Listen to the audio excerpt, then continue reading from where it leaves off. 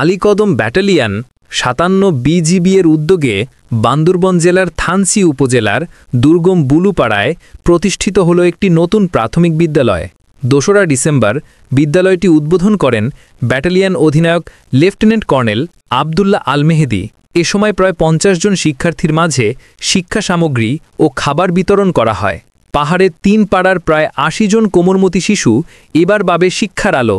স্থানীয় জনপ্রতিনিধি ও অভিভাবকরা বিজিবির এ মহতী মানবিক উদ্যোগকে সাধুবাদ জানিয়েছেন।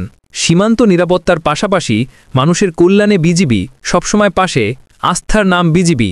মোহ মাহফুজুর রহমান মোর্শেদ, বান্দরবান। প্রবাহ নিউজ 24। প্রবাহিত হোক তথ্য, উন্মোচিত হোক সত্য।